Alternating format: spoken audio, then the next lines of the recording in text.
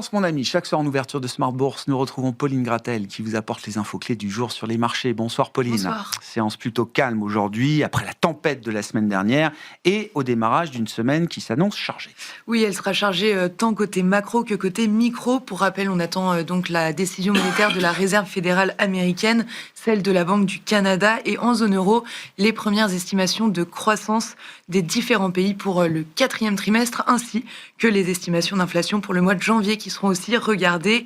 Et les résultats vont donc monter en puissance avec ASML en Europe et les poids lourds Microsoft, Meta, Apple, Amazon ou encore Tesla notamment. Et donc, en attendant, la tendance est à la prudence. Oui, en Europe, les indices avancent en ordre dispersé. Le Stoxx 600 et l'Eurostoxx 50 évoluent autour de l'équilibre.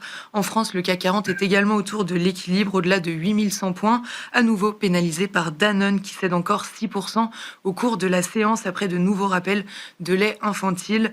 Côté américain, les grands indices ont ouvert en hausse mesurée.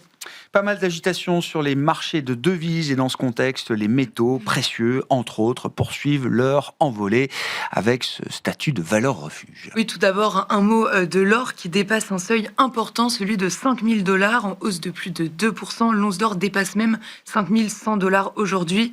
L'argent, lui, avait dépassé vendredi le seuil de 100 $. Aujourd'hui, il poursuit son envolée, bondit encore de près de 10% et dépasse 110 $. Le cuivre et l'aluminium sont également en hausse.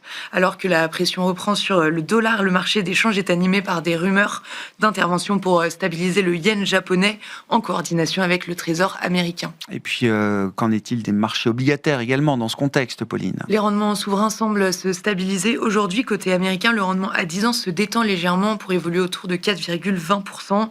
On continue aussi à surveiller les rendements au Japon qui poursuivent leur détente après avoir été chahutés la semaine dernière. Le 10 ans repasse sous 2,25%.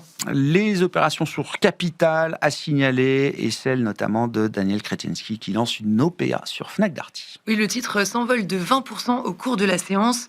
L'offre à 36 € par action en numéraire valorise le groupe à plus de 1 milliard d'euros et représente une prime d'environ 20% par rapport au dernier cours de clôture avant l'annonce. Kretinsky, qui détient déjà près de 28,5% du capital, vise désormais à dépasser le seuil des 50% sans toutefois procéder à un retrait de la cote. Et puis parmi les quelques publications du jour, on retiendra celle de Ryanair. Oui, la compagnie aérienne low cost a revu en légère hausse sa prévision de trafic pour 2026 au titre de sa publication du 3e trimestre pour son exercice décalé. Mais l'optimisme de Ryanair ne convainc pas du tout les investisseurs. La compagnie aérienne voit en effet son bénéfice net s'effondrer de 80% à cause d'une amende imposée par l'Italie. Le titre évolue en repli. Quels sont les événements programmés à l'agenda demain sur les marchés, Pauline ? Demain, on attend les résultats de Boeing, American Airlines, United Health ou encore LVMH en France qui publiera ses comptes après la clôture. Côté macro, la séance sera calme et on regardera la confiance des consommateurs du Conference Board de janvier aux États-Unis. Tendance, mon ami, chaque soir en ouverture de Smart Bourse, Pauline Gratel est avec nous et vous apporte les infos clés du jour sur les marchés.